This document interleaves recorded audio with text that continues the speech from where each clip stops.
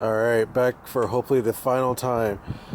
Got these puppies in as per viewer comment that I needed these adapters for these headlights. So now I got these headlight adapters in. If they fit, I'll definitely make sure to do a little link for them down below. But I guess for now, let's see if they actually work. You know, after taking these headlights out several times now, it definitely gets a lot easier and a lot quicker to do it, and you realize you don't have to do as much to get them out. So I got it out.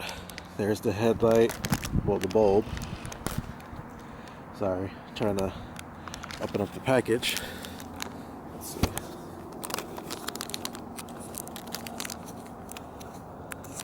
This has got to be the hardest part of this right now.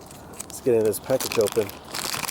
Alright, so here's one of the things, and here's the headlight. So what we're going to do, if I can get this camera to stay, is put this on there. So let's see, we'll probably have to take off this old metal ring right here, take this off, and put on this new one right here. Although it doesn't look like it's quite going to fit, so maybe I do need to keep this metal one on there for now. Yeah, I think I need to keep this metal one on there. So let's put this metal one back on. Alright, so I came under the realization that the black piece actually has to go underneath the metal piece, because the metal piece actually locks in there. And then there's this little, let's see if I can get it to focus. Come on.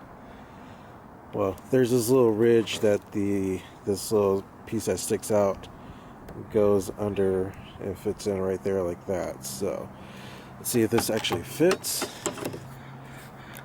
Do this with my other hand. If I can get it in there. There we go. So it looks like it fits. It's not going anywhere, so it's actually staying in there. I guess unless it twists. Let's see. I'm gonna play around with this and see if I can actually get it to lock in there or something. So it's not the most perfect fit. It doesn't like lock in like a stock headlight or a bulb would, stock bulb housing would, but it does keep it in there fairly well. It's definitely a lot better than not having it. So I think this is not bad for now. I wish I had something to maybe kind of lock it in there some more. I could actually probably take like a glasses screwdriver kind of deal, stick it in there and kind of lock it in place. So let's see if I can just shift it in some more. Let's see. Nope, I think that's about as far as it'll get,